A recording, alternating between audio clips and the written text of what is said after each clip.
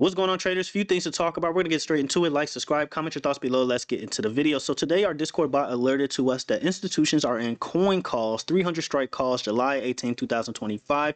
We jumped into this play at 3.20. Ended up taking some profit, trimming some contracts at 3.60, and we held some runners and ultimately ended up taking profit at 10.00. Coin went absolutely parabolic. It went all the way from like 260 to close to 300. Here did some zero DTEs. I know it's technically not zero DTE, but whatever. But $2,000 made off of zero DTEs, coin call, same strike. I just picked a different expiration, June 20th, so killed it on that play. I'm really upset because I thought I ended up getting 200 contracts, just ultimately ended up with 21 contracts. So right here, this isn't updated, but I made $2,000. You guys just saw that. But I thought I had 200 contracts. I guess they didn't get filled, or I typed in the wrong number. Ended up with only 21. So really upset about that.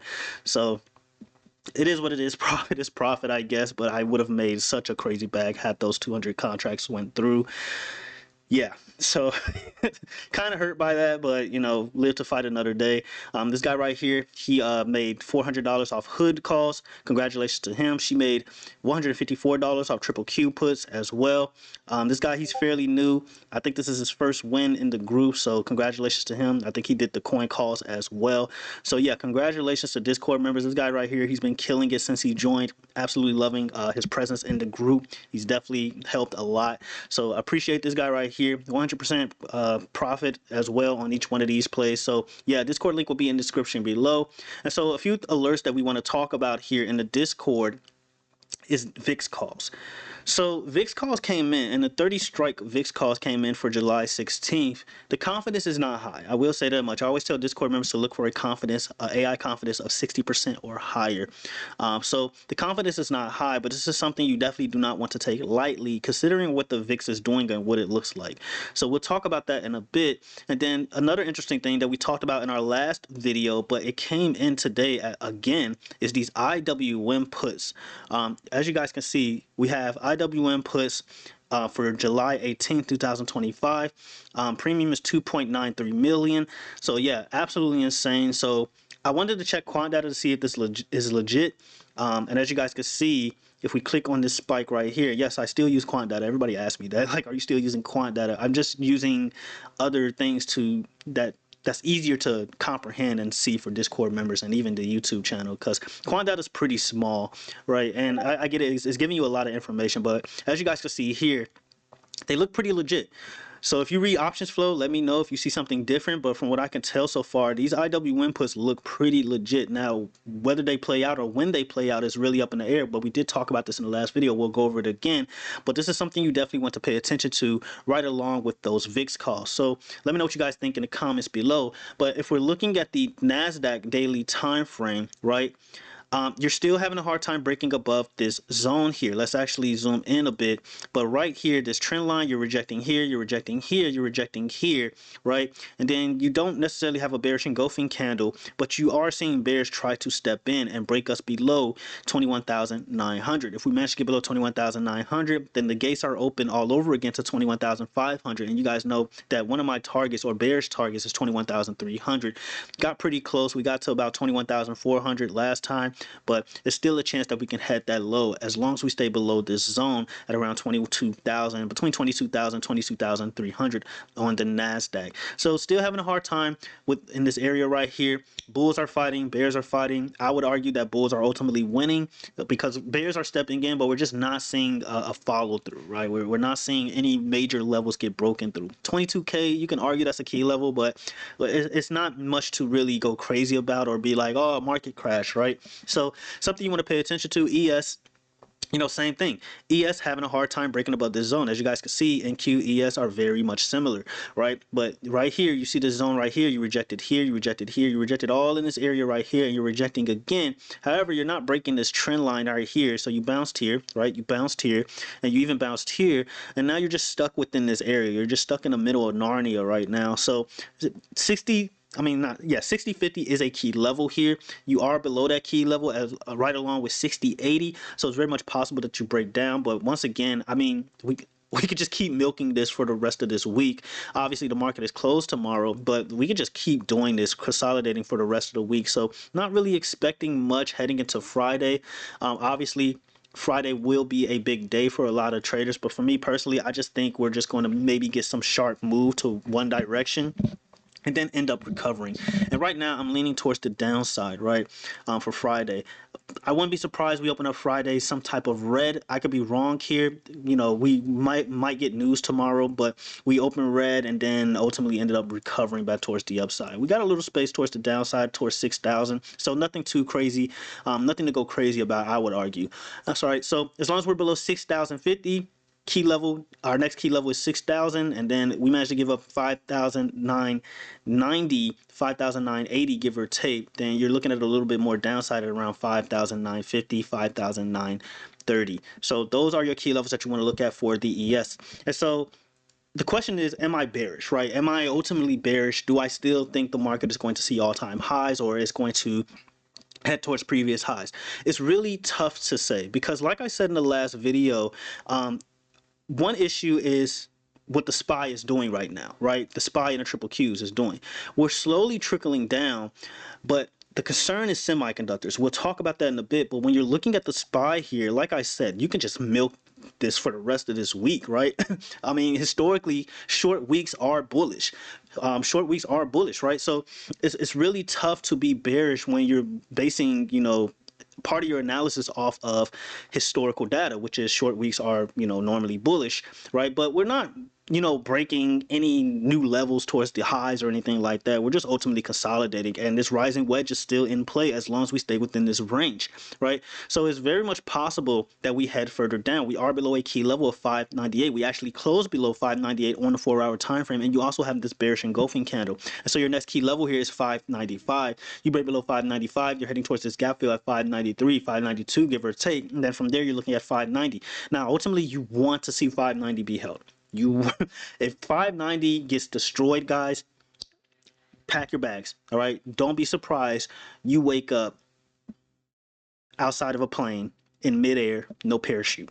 Okay, oiled up. All right, so at the end of the day, you're looking at 590. Okay, if you break below 590, it gets very bad. All right, so I'm not saying we're going to head there. It's just something you want to pay attention to, especially as long as we stay below 598. 595, obviously the next key level you want to pay attention to. You bounced here, you bounced here, you bounced here as well. So definitely want to be careful within this range or being bullish in this range. Also triple Qs. Triple Q is pretty much the same thing. You close below a key level, which was 530. As long as you stay below 530, you open up the floodgates towards 525, right? 525, 527. I said that backwards, but you guys get the idea. And then from there, the lowest you can go is about 522, all right? You managed to break below 522, 521, give or take. Again, it gets very, very bad, because when you look down here all over again, there's a lot of darkness down here. A lot of darkness, despair, Diddy, everything is down here. You do not want to be within this range if you are bullish, okay? If you're in this range, is it possible you recover back towards the upside? Sure, but I wouldn't bet on it, okay? I just wouldn't bet on it once you get down in this area, once you get below that 521, we'll just say 520 psych level, okay? So you want to be careful here, all right? You want to be careful here, all right? So that leads me to semiconductor. So if we look at cheddar flow, a lot of calls, like 1 minute before it closed, a lot of NVIDIA calls came in, right? A lot of NVIDIA calls, 150 strike calls came in for NVIDIA with an expiration of July 15th, right? So we're seeing a lot of semiconductors just get love, right? AMD, Marvell, congratulations if you took Marvell. We talked about Marvell going all the way to 80. Let's actually look at Marvell. So I know someone talked about jumping into Marvell with us when I talked about it on this channel, and as you guys can see, Marvell went absolutely berserk towards the upside. This was all thanks to our buy indicator that's now not public but accessible to Discord members. But Marvell has a lot of potential to continue towards the upside, guys. I mean, you can see a move all the way to 90 here. So Marvell looking really good. And so we look at NVIDIA. And despite the drop that, once again, I keep saying this, right? Despite the drop that we got on the SPY and triple Qs, NVIDIA is not phased. All right, a lot of these semiconductor names are not phased. I'm still bullish on AMD, right? I'm pretty bullish on MU, right? Semiconductors still look absolutely amazing right now, okay? So I wouldn't be surprised. Okay, I do think Nvidia has the potential to head towards 153, 155, especially as long as you stay above 145, right? So something interesting to think about here, because again, I mean, can we break down, right? We can, right? We absolutely can break down, but as long as Nvidia stays above 140, guys, it's very tough being bearish on the market. I mean, like, really, really tough.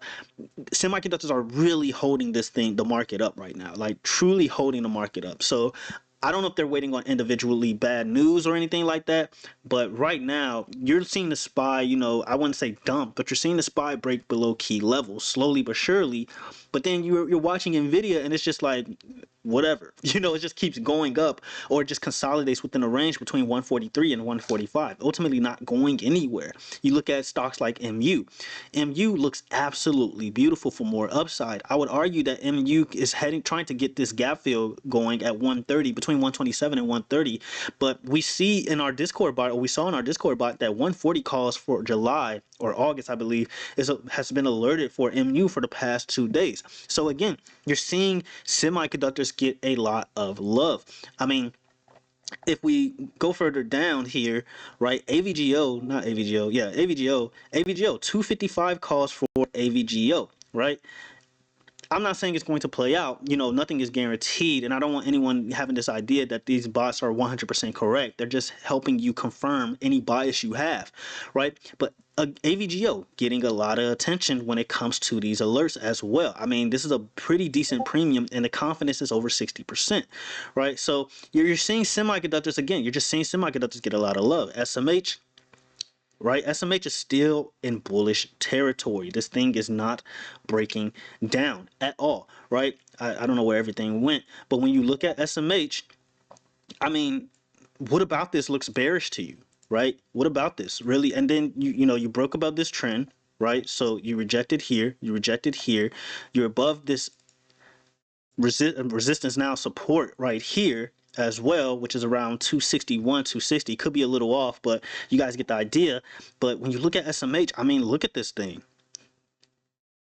Does this scream bearish to you, right? So it's really tough to be bearish right now, and the market is just, it seems like the market is very uncertain. So those IWM puts could very well be hedges. Those VIX calls could very well be hedges as well, that we just looked at, right? So my thoughts heading into Friday, because the market is closed tomorrow, right? I wouldn't be surprised that we see some type of short dip. Maybe those IWM puts do play out, right? Maybe. And then we start immediately recovering back towards the upside, right? As long as Nvidia holds 140, again, really tough to start talking about a correction or crash or anything like that. And I do think a correction is very much needed in the market, and I wouldn't be surprised it happens sometime in July. Me personally, I think Jerome Powell hinted very strong that July could be a bearish month, but we'll talk about that in another video. But when you're looking at semiconductors, they look good, guys. I mean, they look really, really good. And so that leads me to talk about Bitcoin. All right. So when we look at Bitcoin, and I know I haven't talked about Bitcoin in a while, it's just not much to talk about. Bitcoin looks like it wants to break down, right? And IWM does typically follow Bitcoin, or Bitcoin follows IWM. I don't know. Regardless, Bitcoin is a leading indicator, and IWM does tend to follow Bitcoin. And so we see here that we're breaking below this channel here. You bounced here, and on a daily time frame, you're somewhat breaking below this channel. All right, it's somewhat convincing. If we get another daily candle down, we could see a move much lower, but even that, like, even the downside on Bitcoin seems limited right here. I mean, look at these guys right here. You're gonna have a tough time breaking below these guys, right? At around 102k, 101k, right? But if you're talking about the projected measure move for this, you're looking at about 95k. All right. Not 95k. Short-term projected move is 98k, and then the long-term projected move is like 90k. All right. So I want to make that clear.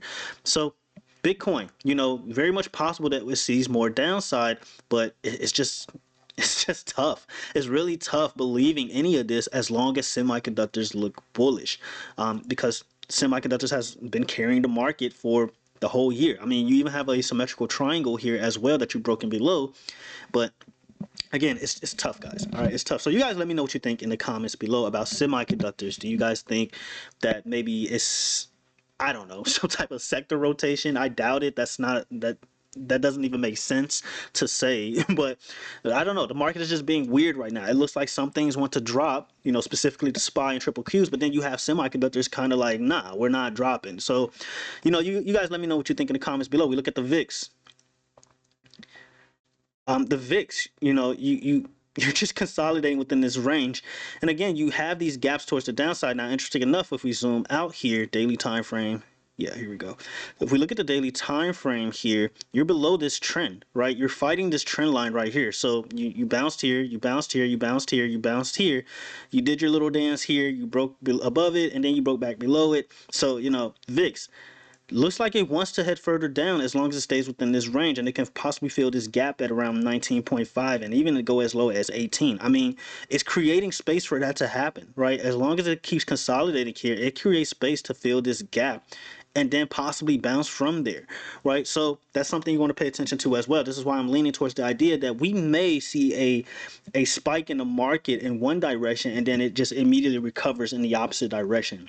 All right, so that's something you want to pay attention to as well.